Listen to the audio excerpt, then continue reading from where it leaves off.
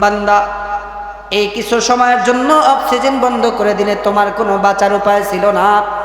তোমাকে যদি আমি কিছু সময়ের জন্য আমি আল্লাহ তাআলা আলোময় বন্ধ করে দিতাম, আলো বন্ধ করে দিতাম, অন্ধকার বানায় দিতাম, দুনিয়ার কোনো মানুষ ছিল না তোমাকে আলো দিয়ে আলোকিত করবে।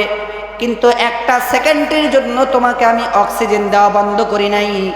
যে জায়গার মধ্যে দরজা জানালা সব আটকায়া তুমি গুনাহের মধ্যে নিমজ্জিত হয়েছিলা, ওই মুহূর্তেও আমি রব তোমার জন্য অক্সিজেন জানলার ফাঁকা দিয়ে দরজার নিচ দিয়ে আমি আল্লাহ তাআলা অক্সিজেনের ব্যবস্থা করে দিয়েছি,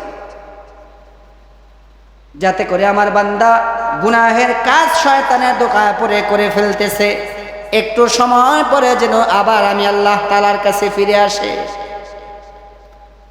বান্দা যখন দরজা জানলা সব আটকায় গুনাহের মধ্যে নিমজ্জিত হয়, যে জমিনের উপরে দাঁড়ায় বান্দা গুনাহের মধ্যে নিমজ্জিত হয়ে যায়, জমিন আল্লাহ তাআলার কাছে ফরিয়াদ করতে থাকে, আল্লাহ একটু শুধু আমাকে সময় করে দেন, একটু আমাকে শুধু অনুমতি দিয়ে দেন, আমি একটু মাটিটা শুধু খালি জের ও জবর হয়ে যাব, একটু পরিবর্তন হয়ে যাব, একটু পাল্টায়া যাব, একটু উল্টায়া যাব, আল্লাহ একটু সময় দেন, আমি শুধু খালি একটু মাটিটা একটু সরে যাব, ওরে আমি জমিনের মধ্যে গ্রাস করে নেই।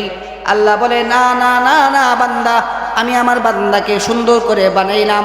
জমিন তোমাকে যখন বানিয়েছিলাম আমি বলেছিলাম কুন ফায়াকুন হয়ে গেছে। আসমান যখন বানাইলাম আমি বলেছিলাম কুন ফায়াকুন হয়ে গেছে। ফেরেশতা যখন বানাইলাম আমি আল্লাহ বললাম কুন হয়ে যাও, ফায়াকুন হয়ে গেল।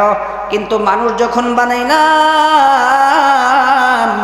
আমি আল্লাহ তাআলা মানুষদেরকে বলে দিলাম খলাকতু বিয়াদাইয়া, ফেরেশতাদের দ্বারা অঙ্গ প্রত্যঙ্গ সবগুলো বানাইলাম।